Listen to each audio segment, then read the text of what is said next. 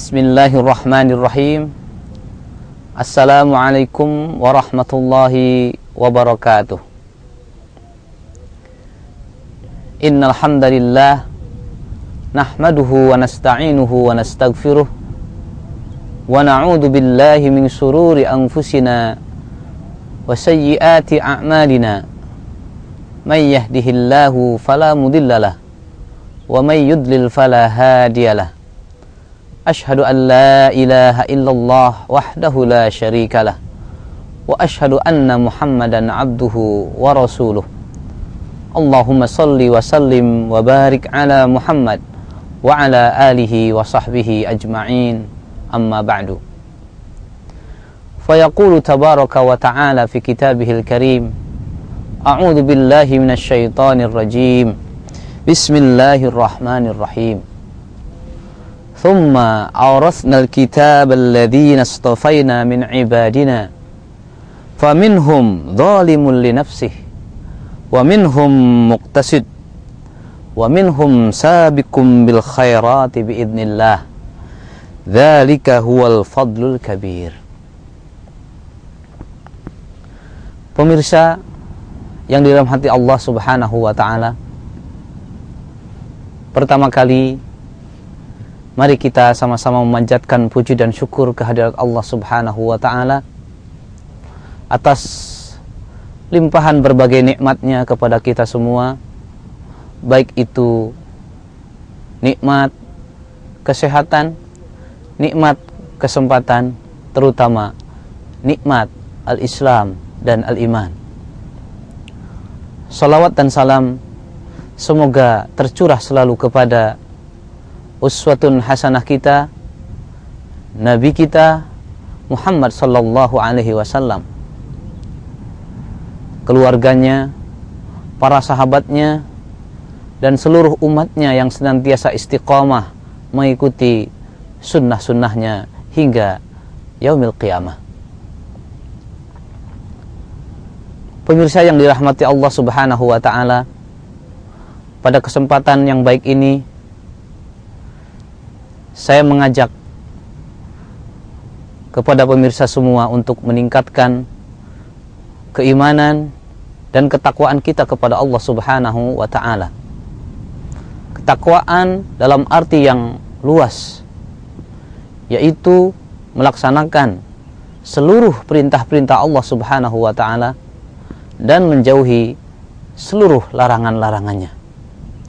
Atau dengan kata yang singkat, melaksanakan syariah Allah Subhanahu wa ta'ala. Pemirsa yang dirahmati Allah Subhanahu wa ta'ala, pada kesempatan yang baik ini saya mengajak pemirsa sekalian untuk mengkaji dan merenungi sebuah ayat Allah di dalam Al-Quranul Karim, yaitu surat Fatir, surat ke-35 ayat ke-32 yang telah saya bacakan di depan. Di dalam surat Fatir ayat ke-32 ini, Allah Subhanahu wa ta'ala menegaskan bahwasanya Ia telah menganugerahkan nikmat terbesar kepada hambanya yang dipilih. Nikmat tersebut berupa kitabnya yang agung. Allah menegaskan, "Tsumma awrasnal kitaba." Kemudian kami wariskan al-kitaba. Al-kitab, Al-Quranul Karim. Alladzina istafayna min ibadina. Kepada orang-orang yang kami pilih di antara hamba-hamba kami.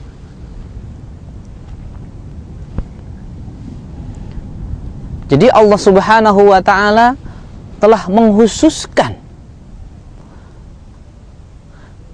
untuk mewariskan Al-Quranul Karim ini kepada hamba-hambanya yang dipilih.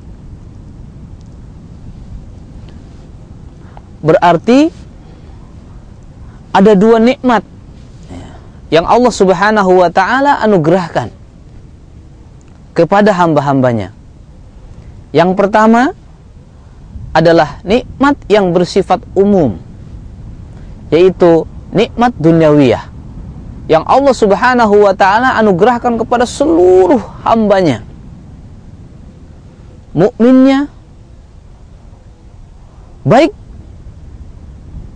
mukminnya maupun yang non mukmin, tanpa pilih-pilih.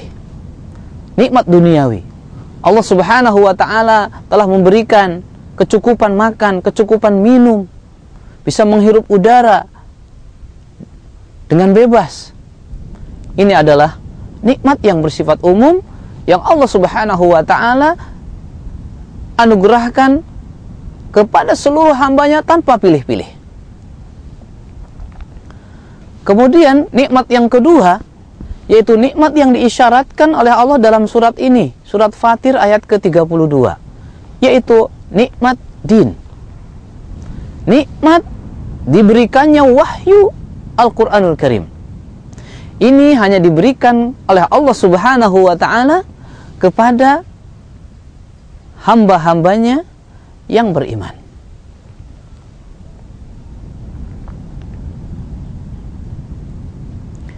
Pemirsa yang dirahmati Allah Subhanahu wa ta'ala, akan tetapi dari orang-orang yang Allah Subhanahu wa ta'ala pilih itu untuk mendapatkan dan menerima nikmat yang agung ini, pada kenyataannya mereka terbagi menjadi tiga. Yang pertama, faminhum zalimun li nafsih. Di antara mereka, dari hamba-hamba yang Allah Subhanahu wa ta'ala pilih itu untuk mendapatkan nikmatul Islam ini, mendapatkan nikmatul syariah ini, nikmatul Quran ini, ada yang zalimun li nafsih, mendolimi, menganiaya diri sendiri.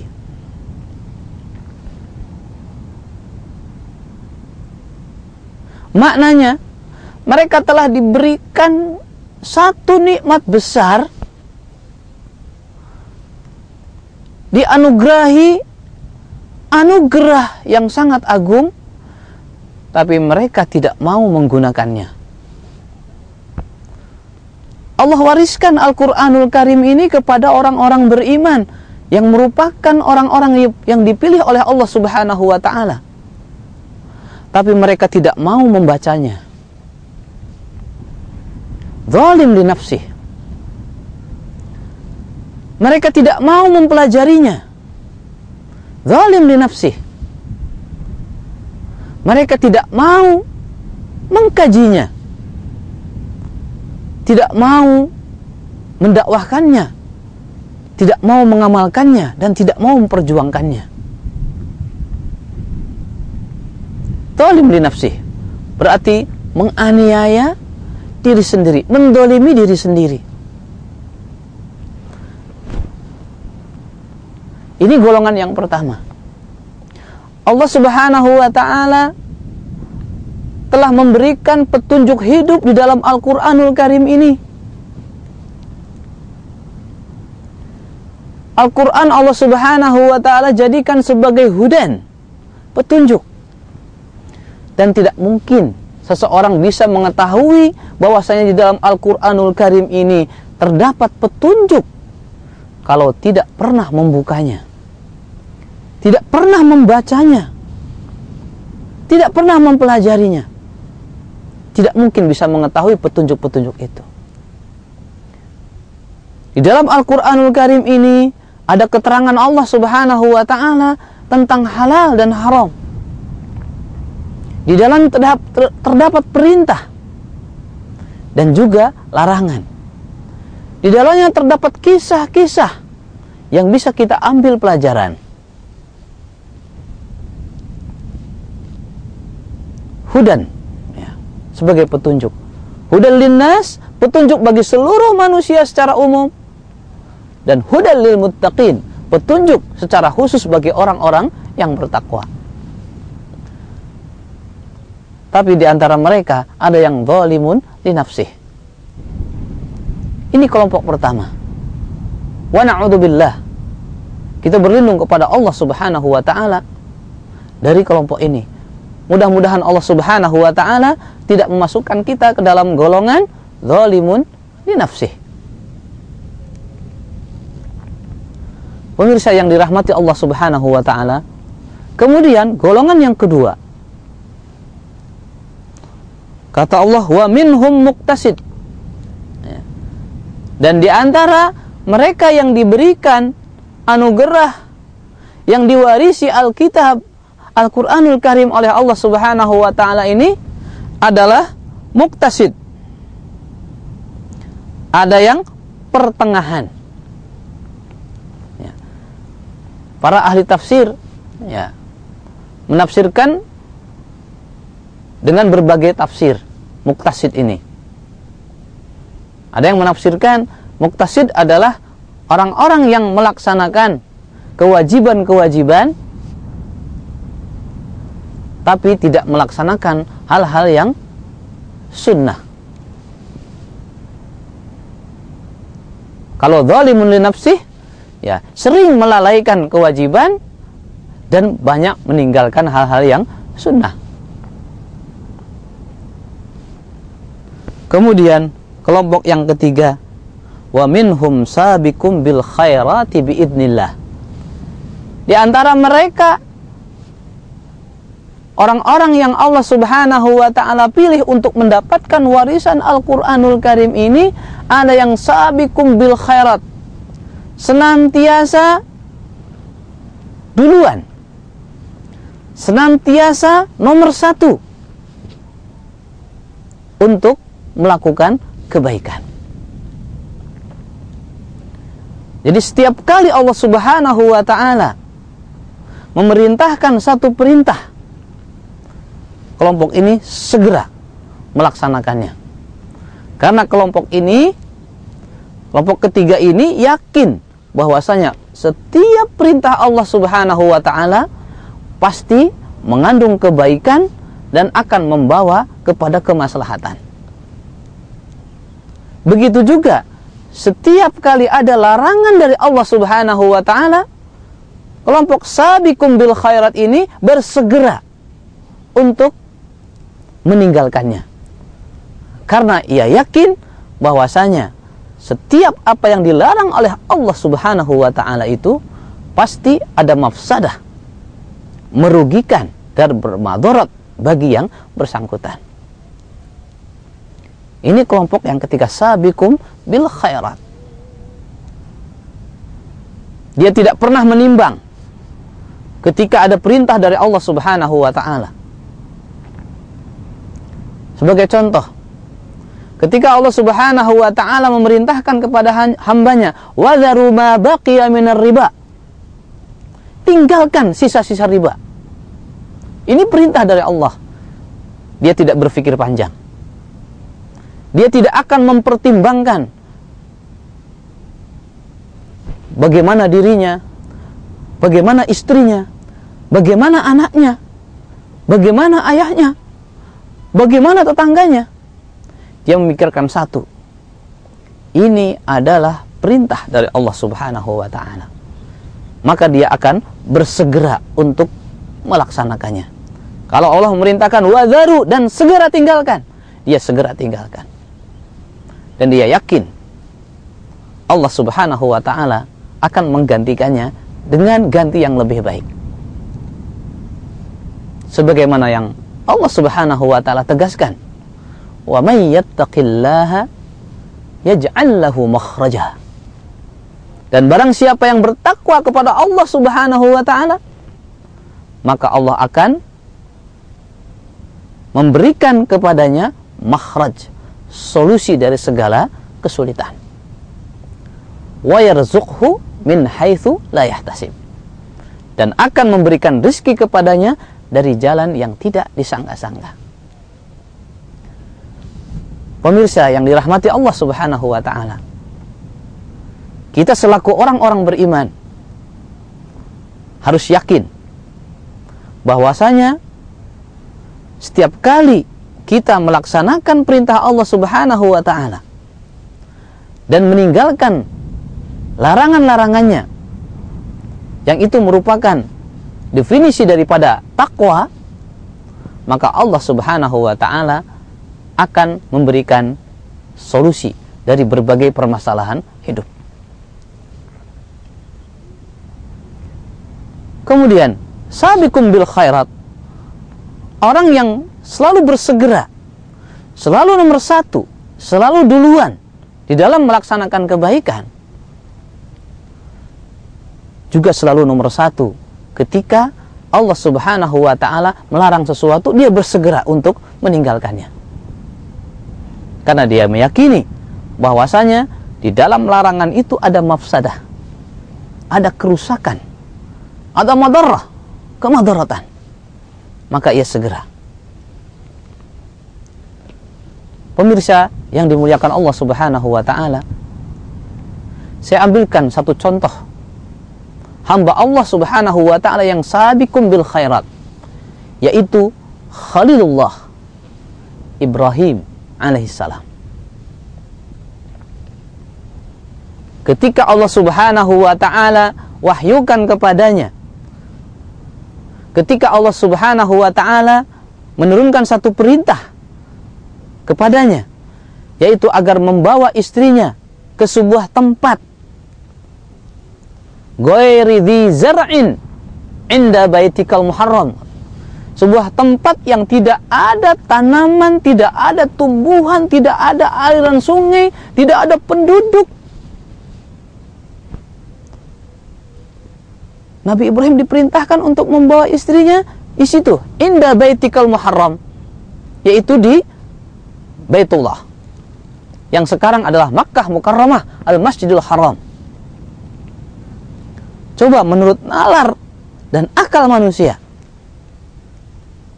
kalau hanya mengandalkan logika, ini perintah apa? Allah Subhanahu wa ta'ala memerintahkan kepada Nabi Ibrahim untuk membawa istrinya dan ditempatkan di sebuah tempat yang tidak ada penduduk, tidak ada tumbuh-tumbuhan, tidak ada aliran sungai, mata air. Secara logika, ini perintah yang sangat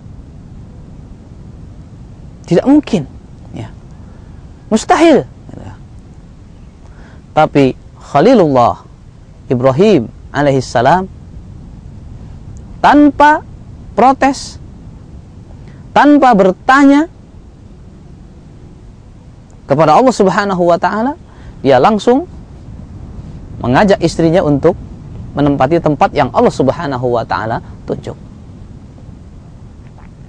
Dan jawaban istrinya, ada satu pertanyaan. Keputusan ini untuk menempatkan aku di tempat yang tandus, di tempat yang tidak ada tumbuh-tumbuhan, di tempat yang tidak ada penduduk, ini merupakan pilihan engkau, wahai suamiku Ibrahim, atau merupakan wahyu dari Allah Subhanahu wa ta'ala? Nabi Ibrahim alaihissalam menjawab, ini merupakan wahyu dari Allah Subhanahu wa ta'ala. Maka istrinya menjawab, kalau memang ini wahyu, ini perintah, maka saya siap melaksanakannya. Karena saya yakin bahwasanya di dalam perintah Allah ini pasti ada kebaikan dan kemaslahatan. Pemirsa yang dirahmati Allah Subhanahu wa ta'ala, Nabi Ibrahim dan istrinya adalah sosok sabiqum bil khairat. Sulit mungkin bagi kita untuk meneladani Nabi Ibrahim alaihissalam, siap menerima perintah seberat itu. Dan bukan hanya satu kali, untuk kedua kalinya Allah Subhanahu wa ta'ala mewahyukan kepada Nabi Ibrahim, memerintahkan kepada Nabi Ibrahim untuk melaksanakan satu syariah, yaitu ketika dia dikaruniai seorang putra, Ismail alaihissalam. Allah subhanahu wa ta'ala melalui mimpi Nabi Ibrahim memerintahkan agar Ibrahim alaihissalam menyembelih Nabi Ismail. Itu pun tanpa bertanya, tanpa komentar, hanya minta pendapat kepada Nabi Ismail. Fanzur madza tara, apa pendapat kamu wahai Ismail? Qala, Nabi Ismail menjawab, ya abatif al ma tu'mar, satajiduni insyaallah minas sabirin. Lihat jawaban seorang yang sabiqun bil khairat. Wahai ayahku, laksanakan apa yang Allah subhanahu wa ta'ala perintahkan kepada engkau. Insya Allah engkau akan mendapati aku termasuk orang-orang yang sabar. Subhanallah. Keluarga Nabi Ibrahim, istri dan Ismail merupakan keluarga yang sabiqun bil khairat. Maka tepat kalau Allah subhanahu wa ta'ala menjadikan Ibrahim alaihissalam sebagai uswatun hasanah di samping Rasulullah sallallahu alaihi wasallam.